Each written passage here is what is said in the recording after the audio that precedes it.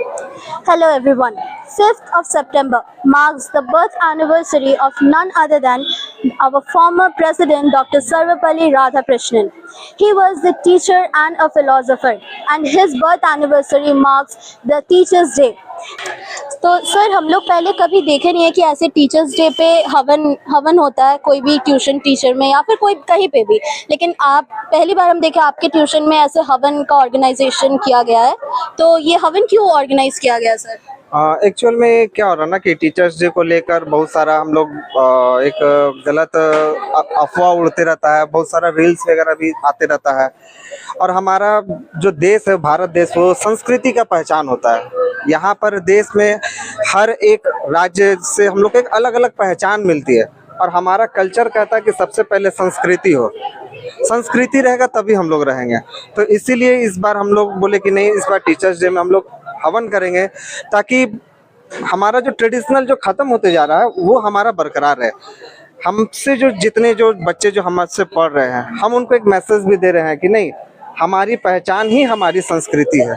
तो इसलिए हम लोग ये कार्यक्रम को ऑर्गेनाइज कर रहे हैं ताकि ये युगों युगों तक बच्चे लोग में फिर वो ट्रांसफर होते रहे, जो धीरे धीरे देख रहे हमारे समाज से खत्म होते चला जा रहा है। सर आपको टीचर बनने में मतलब क्या इंस्पायर की थी आपको टीचर बनने में?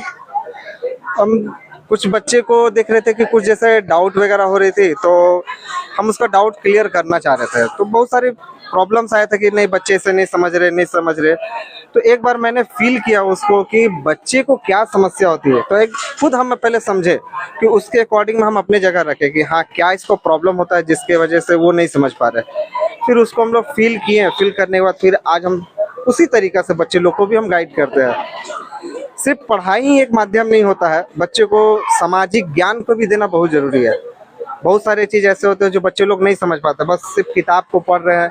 किताब को पढ़ना अच्छी बात है, लाइफ का वो एक पार्ट है, लेकिन उसके साथ साथ बच्चे को समाज में हर एक जगह पे, जैसे हम लोग पढ़ते हैं ना कि क्लास 8 में जाते हैं तो बच्चे का सब्जेक्ट थोड़ा सा चेंज होता है, 10th पास करते हैं तो बच्चे का सब्जेक्ट चेंज होता है। तो वो एक गवर्नमेंट्स और एक रिसर्च करके बनाई है। तो हम लोग भी चाहते हैं कि नहीं, उस पार्ट में हम लोग बच्चे को उस लेवल पे अच्छा कर सके। सर ऐसा कोई भी एक मतलब टीचिंग्स जो आप अपने बच्चे को मतलब हर एक जो भी आपका बैच, जितना भी बैच होता है, उन सब बैच के बच्चे लोग को आप वो एक बात हमेशा बताते हैं कि ध्यान रखें अपने लाइफ में, कोई ऐसा बात? हाँ, एक बात हम हमेशा बोलते हैं कि लाइफ में कभी भी आप उम्र के आखिरी पड़ाव तक ही क्यों न रहे, एजुकेशन को कभी मत छोड़िए। मेरा मानना है कि अगर एजुकेशन इंसान का छूटता है, बंद हो जाता है, तो धीरे धीरे वो डेवलपमेंट भी क्या होता है, रुक जाता है। हम बोलते हैं कि कहीं पर भी रहिए, किसी भी परिस्थिति में रहिए, पढ़ाई को हमेशा अपने साथ जोड़ कर रखिए, तो वो क्या होगा ना, आपको एक अलग से एनर्जी देते रहेगा। सर हर एक स्टूडेंट्स के लाइफ में एक ऐसा टीचर होता है जिससे वो मतलब अपना हर चीज़ बता सके और वो उसको बहुत अच्छे से गाइड करता है। आपके लाइफ में ऐसे कौन से टीचर थे? हमारे लाइफ में हम राजकमल स्कूल से पास आउट है, तो all credit goes to Rajkamal school. ऐसे स्कूल से हमने पढ़कर पास आउट हुआ है जहाँ पे हमको ज्ञान के साथ साथ सभ्यता और संस्कृति की पहचान भी हमें वो दी है।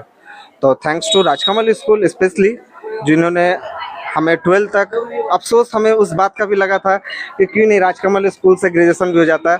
12 पास आउट करके जब हम निकले थे तो बहुत अफसोस लगा था मुझे कि स्कूल छूट रहा है और इतना अच्छा स्कूल फिर दोबारा मिलेगा नहीं। सर कोई ऐसा बात जो आप एज अ मतलब शिक्षक होके आप सारे बच्चों को बताना चाहते हैं, कोई भी बच्चे जो भी आज आपको सुन रहे हैं उन सबको आप बताना चाहते हैं शिक्षक बन के?